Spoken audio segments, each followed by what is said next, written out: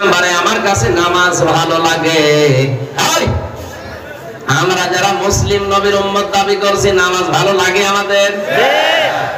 আপনি নামাজে কি পেয়েছেন যে ভালো লাগবে আপনার? একটু লম্বা করে সেজদা দিয়ে দেখেন, নামাজ কি টের পাবেন। এটাকে মানুষ নাকি ফলেরা? এরা ওরা ধরে কানের নিচে দুইটা দিতে পারছেন না, কথা বলে। কত মানুষ বসে আছে, এরা দেখতে পাচ্ছেন না? পুলিশ ভাই, কি অস্ত্র কয় আপনার? কি করেন, কি উপরে তুলে ধরেন? এদিকে দেখো, আসলে মানুষ না কলেরাই। এত করে বলছে যে যা করবেন কথা বলবেন না। আমার কথা বলেন কে ভাই? এদিকে দেখা।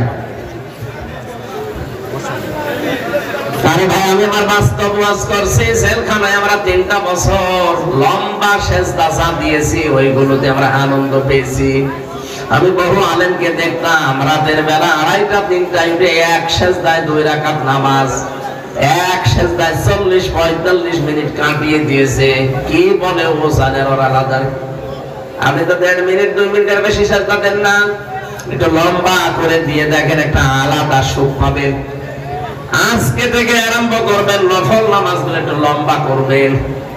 ফরজ নামাজ লম্বা করার দরকার নেই, নফল নামাজটা যখন একটা সেজদা দেবেন লম্বা করে, আর আপনার মাতৃভাষা বাংলায় কথাগুলো বলবেন, আল্লাহ আমি এই জিনিস কিন্তু চাই, এই জিনিস থেকে আমাকে বাঁচাও।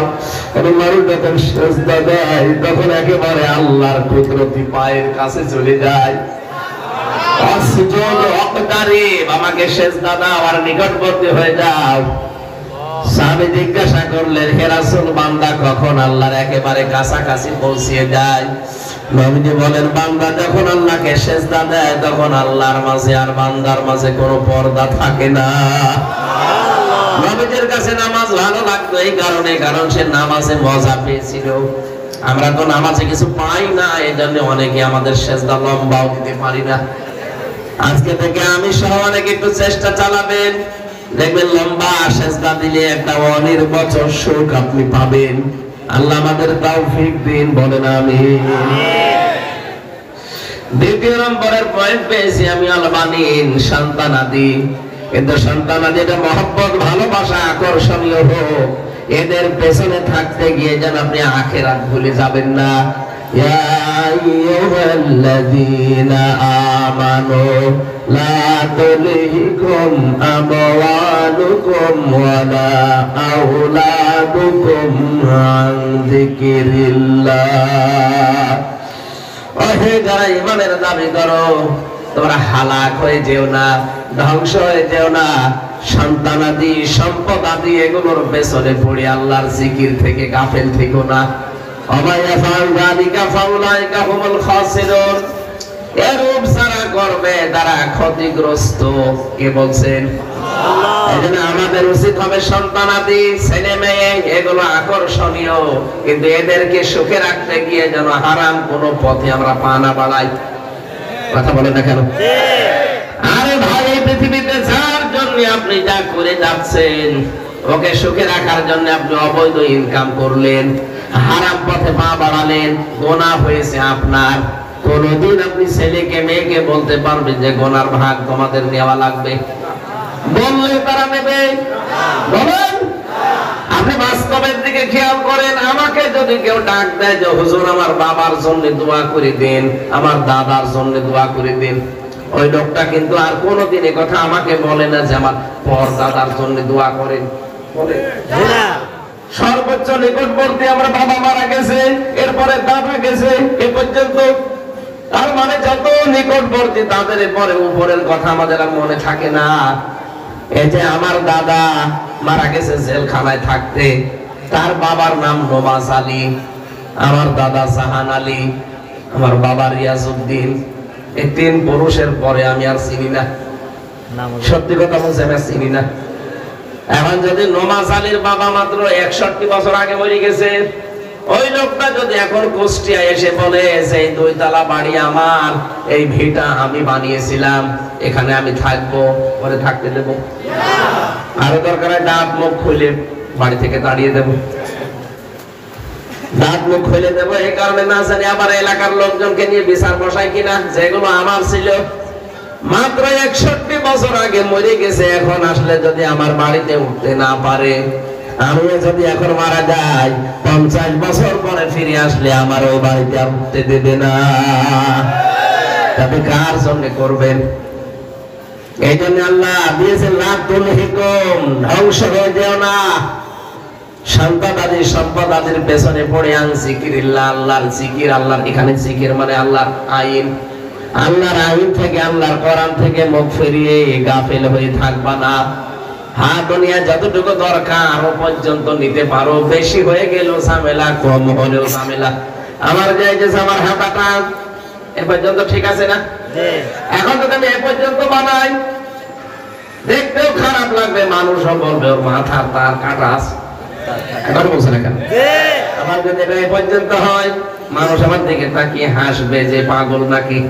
তাহলে যে পর্যন্ত দরকার আমি ঠিক সে পর্যন্ত দিয়েছি। দুনিয়া আমাদের দরকার, যতটুকু দরকার অতটুকু করেন। এই সালমান এফ রহমান 36,000 কোটি টাকা মারিং কাটিং করেছিল। কি বললে এত টাকা লাগবে আপনার, বলেন তো? কেন এত টাকা আপনার লাগবে? আপনার একটা 14 ঘন্টা ছেলে মেয়ে আছে, এত পয়সা এত টাকা কামাই করে কি করলেন আপনি? এখন তো আমার মতো ফলরে শুয়ে থাকা লাগে। এখন উনি জেলখানায় আছে, আমি কয়েকদিন আগে তো ওখানে ছিলাম। কারারক্ষী সেদিন গাজীপুর গিয়েছিলাম মাহফিলে। আমার বলছে যে কালা মানিক যেটা আছে, কালা মানিক নাম শোনেননি? বিচারপতি কালো মানিক, ও আর এই সালমান এফ রহমান, এই দরবেশ, এই দুইটাকে আমরা পাশাপাশি রেখে দিয়েছি। হুজুর আপনি সেখানে ছিলেন, ওরা ওই জায়গায় আছে, ভালো করে রাখবেন শয়তানদের। আমাদের যেভাবে কড়াকড়ি করতেন ওদের ওইভাবে করবেন। 24 ঘন্টা দরকারে তালা লাগিয়ে রাখবেন, খাবার দেবেন না। শয়তানরা কি করে দেখেন, কারণ ওরা আমাদেরকে দেখে টিপ্পনি কাটতো আদালতে। আমার মাথায় দড়ি দিয়ে, যখন হাতে হ্যান্ডকাপ দিয়ে, তখন পায়ে ডান্ডা বেড়ি দিয়ে আদালতে তুলতো। শয়তানরা সালমান এফ রহমানকে আমি নিজে দেখেছি, আমার দিকে তাকিয়ে চোখ টিপ দিত আর বলতো কেমন লাগছে। এখন আমি যা দেখি আপনাদের নিয়ে যাই, আমরাও বলি যে কেমন লাগে। মানুষের বিপদ আপদ দেখে, দুঃখ কষ্ট দেখে যদিও আনন্দ পাওয়া ঠিক না, ওরা যেহেতু আনন্দ পেয়েছিল এই জন্য আমার আনন্দ লাগে। আমি মন থেকে আনন্দ করতে চাচ্ছি না। আপনাদের এই জেলার ওই মহিলা বলেছিল না, ফিটনেস বিহীন বিএনপি, লাইসেন্স বিহীন জামাত। আল্লাহ পুরা ওরে লাইসেন্স এবং ফিটনেস দুইটাই কেড়ে নিয়েছে। চেহারা দেখলেই মনে হয় কত চিন্তার ছাপ চেহারার ভেতরে। আর লাইসেন্স তো নেই, লাইসেন্স বাতিল করে দিয়েছে না। আমি যেটা বোঝাতে চাচ্ছিলাম এই জায়গায়, হ্যাঁ দুনিয়া আমাদের লাগবে, কিন্তু এত বেশি যেন তৈরি না করে যেটা আমার গজবের কারণ হয়ে যায়। এত বেশি একেবারেই না করা জানে আবার আল্লাহর নাফরমানি হয়ে যায় আমার। একেবারেই দরকার নেই না এমন না, একেবারে বেশিও না করা, মাঝখানে থাকা লাগবে, তাহলে শুকরিয়া আদায় করতে পারবেন। সম্পদ বেশি হয়ে গেলে মানুষকে আল্লাহ তখন ছাড় দিয়ে দেয়। ওই লোকটা তখন দেখা যায় বাস্তবে এমন এমন গুনার কাজে আঞ্জাম দেয় যে টাকা পয়সা না থাকলে যেটা পারতো না। এক কথা বলে দেখা, টাকা পয়সা হয়ে গেলে শেষে দেখা যাচ্ছে অনেকে হোটেলে রাত কাটায়,